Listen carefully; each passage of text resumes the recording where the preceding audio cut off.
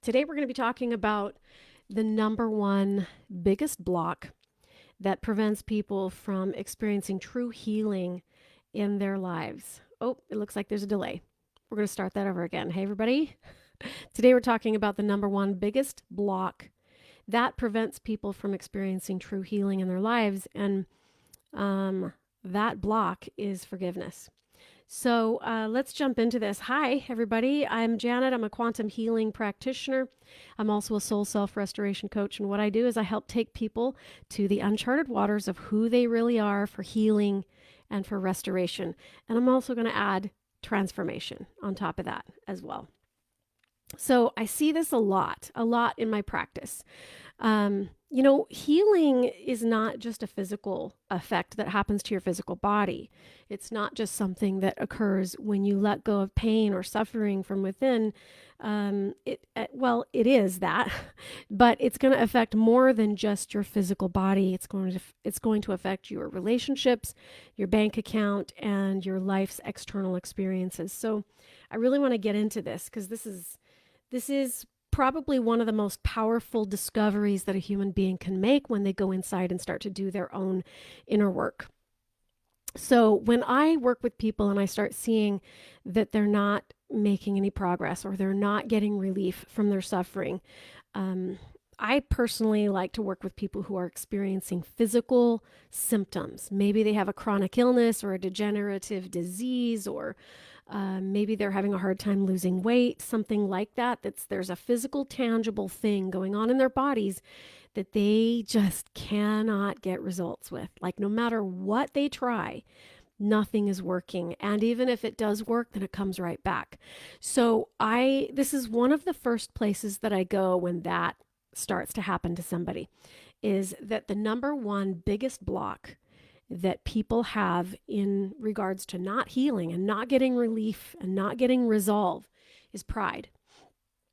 Pride in the form of being unwilling to forgive, usually from the pains of your past, from someone who has either harmed you or wronged you in some way. And it doesn't even have to be anything really huge, but if you're holding on to energetic, spiritual, or mental or emotional information anywhere inside of your body that's holding on to that pride energy that lives in the pride energy, then you're not going to see healing results. So unforgiveness is it's the number one challenge that we see. And I've worked with people before who have had chronic degenerative illnesses. And when we trace it back and we go back to when that illness began, it's usually around the time in their life where they experienced some sort of drama or even a trauma. And I've worked with women who have been gang raped before. I've worked with women who have been brutalized, who have been beaten. I worked with a woman who was thrown out of a moving car down the freeway by her husband who was trying to kill her. And when people come to me with really severe chronic physical illness, it's usually because they've not been able to go within and resolve some of this trauma and drama. Now, not everybody's going to have trauma that extreme or that severe. However, trauma is trauma. And anywhere inside of your literal body where you're storing information that goes outside of the bounds of love, anywhere inside of you, you're storing that. It's darkness. It's the adversary has legal ground to come in and gain a stronghold and establish a principality within you there. So when we have cells inside of our bodies that aren't working or functioning correctly, they're not getting along, the body's not doing its job, it's having a hard time being in harmony and balance, it's usually because there's something going on inside of you that has not been resolved. The energy or the information is distorted. Sometimes it's disorganized. Like this is the nature of the energy that's going on within you. It's unresolved. It's unloving. So those are the characteristics. And really, the only thing that can resolve this stuff is God's love, right? That's really the only thing that can come in and save you from the effects of distorted energy and information inside of your body that's causing your cells to not get along. It's God's love that can bring resolution and inner peace. So the solution to this is to bring your inner self back into a place. You've got to make peace in your heart with your past. You've got to make peace in your heart with people that you're connected to, either from your past or people that you're experiencing now in the present. And I think the perfect example of where we go to find answers to do this work is Christ. Christ was the perfect forgiver, the perfect healer. He exhibited perfect love. And it is in that perfect love that we find resolution to these problems. It's in that perfect love that we bring the distorted, uncomfortable energy that's in a chaotic state back into a place of harmony and balance and order. It's how we bring chaos within back into a state of order, to invoke healing in the body. So there are 4 principles, things that, as I've worked with people over the years, 4 principles that I've seen over and over in regards to the gift of forgiveness and how healing forgiveness can be, and the literal physical effects that it can have on your body. So we're going to call this the number 1 healing tool.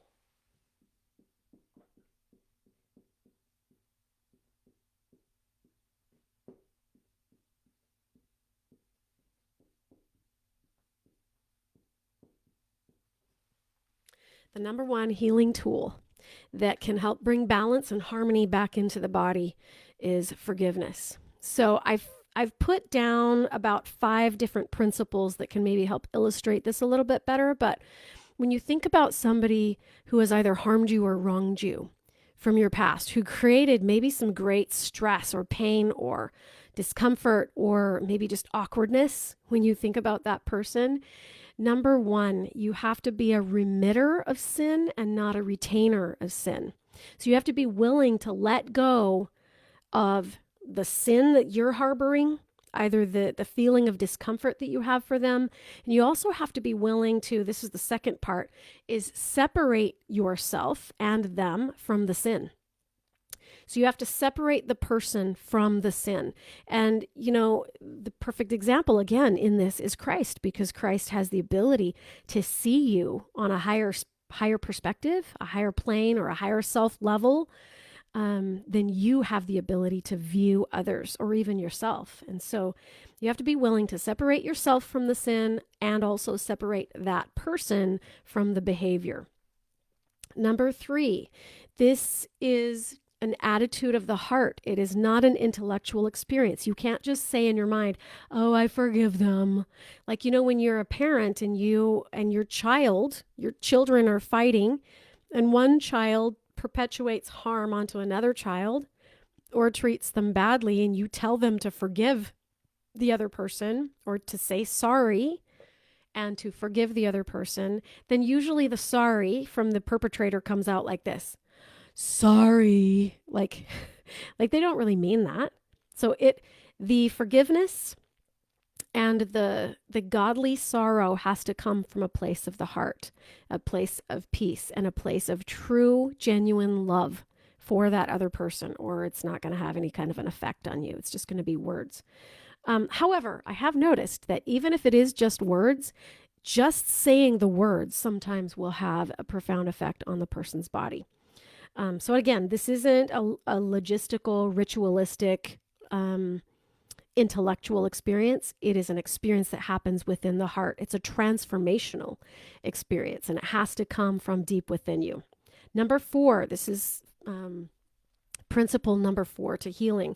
You have to have absolute faith in the process that forgiveness will actually have a literal effect on you and on them, that it really will organize chaotic matter, and that it really will bring harmony and balance and healing and the things that you're seeking a release from. So you have to have absolute faith and an expectation in who you are and who they are, the person that harmed you or wronged you. You have to have an expectation of who they are in relation to who God is. So that might take a little bit of inner work to do in order to be able to see the person as God sees them, see the person as they really are. And then the last principle that I wanted to bring into this is number 5. The more that you practice this and get really good at it, the more that you will be given the power to think like God, to think like a God or your God, to act like him, to talk like him, to behave like him, to really act in the light that Christ exhibits. Again, he's the perfect example to this. So the last thing that I wanted to bring up in this broadcast today was I want to give you a little process that we can take you through, and you can practice this if you have somebody in your life that really is pushing your buttons or triggering something in you, and it's bringing in bitterness and suffering and pain and distortion into your inner self and to your inner state. So I want you to think about that person for a minute. Think about somebody who has either harmed you or wronged you. Think about maybe somebody who just in your life bothers you for some reason and maybe you don't know why. Just think of somebody. It could be a family member, could be a coworker, it could be anybody, right? So think of someone who every time you think of them, you get this emotional spike inside of you that doesn't feel good. It doesn't feel like love. It just feels uncomfortable and awkward and maybe even angst. Like maybe there's still some bitterness there that you're harboring, or some anger, or maybe deep sadness. Just notice what you feel. Notice where you feel it inside of your body. Just pay attention to the feelings that are bubbling up. And I'm going to walk you through an exercise then. So take all of your attention right now and go inside. Go within your body. Just take all of your awareness and go inside. We're going to get into a meditation here for just a minute. And slow your breath down. Slow the thinking down.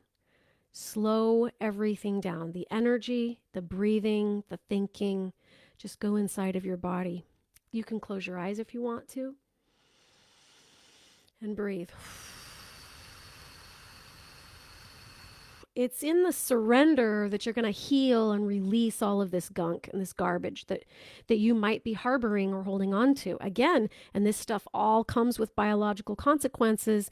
Typically, we'll see chronic illness, chronic degenerative illness, and even cancers are usually associated and attached to energy that is bitter and angry and sorrowful. Like there's deep wounding from the pains of the past. And this deep wounding can be passed down generation to generation. So even babies can inherit it. I've seen babies born with cancer before.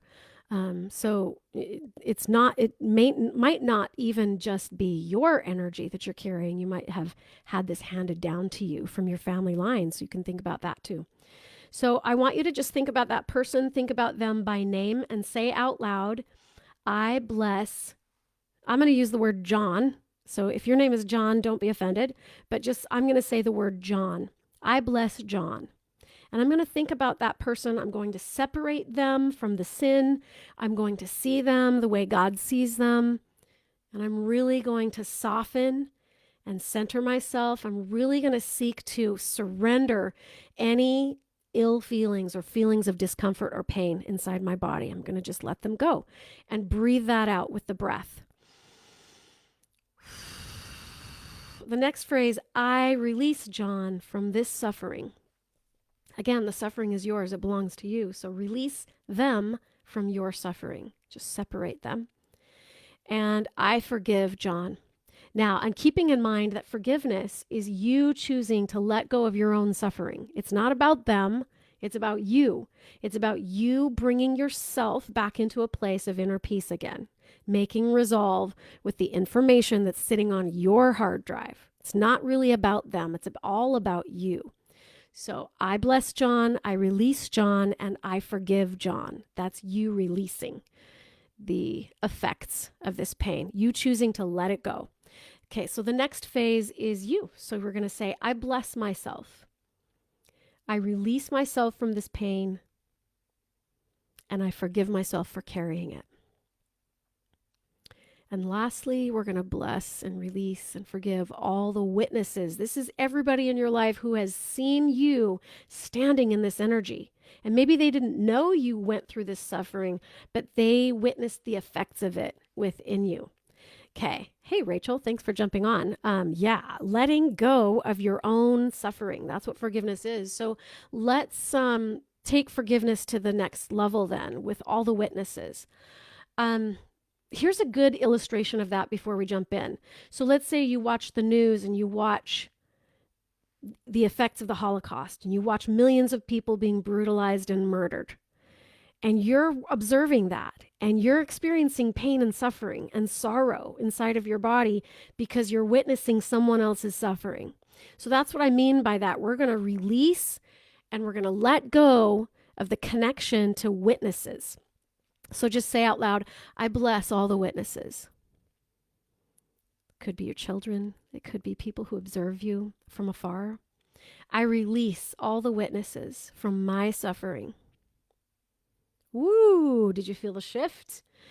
And I forgive all of the witnesses for witnessing it in me and projecting that onto me. I forgive unconditionally. I bless, I release, I forgive unconditionally. Now, if you don't feel a difference in your body, so now what I want you to do is go back to thinking about that person that bothers you, that either harmed you or wronged you, or maybe you witnessed something terrible or horrible and you're judging that person in it.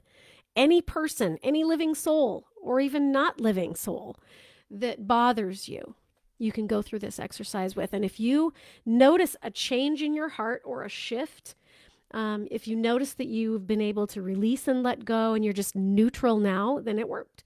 If it didn't work and you're still feeling agitation or deep sadness or sorrow, go through the process again and again and again until you notice a change in you. Again, the process of forgiveness is all about finding peace within you. You are responsible for the feelings that show up inside of your body. Nobody else can change those but you. So anyway, I hope you guys got a lot of great juicy tools and tips out of today. Hey, Jeff says, agreed. Pride and unwillingness to forgive are huge challenges for many. Yes, they are. And again, you can't just go through the ritual of this and have it just be an intellectual experience. There has to be an inner change that takes place inside of you. And you'll notice when that change happens because you'll feel a lot more neutral to it. All right, my time is up and I got to go. It was good to connect with you guys and hang out with you here on Facebook. If you feel like this video could help benefit somebody else, please don't keep it all to yourself. Don't be rude. Don't be shy. Share it, like it, comment, and we'll see you on another live broadcast. Hope you guys have an awesome day. Love you all. Mwah. Bye.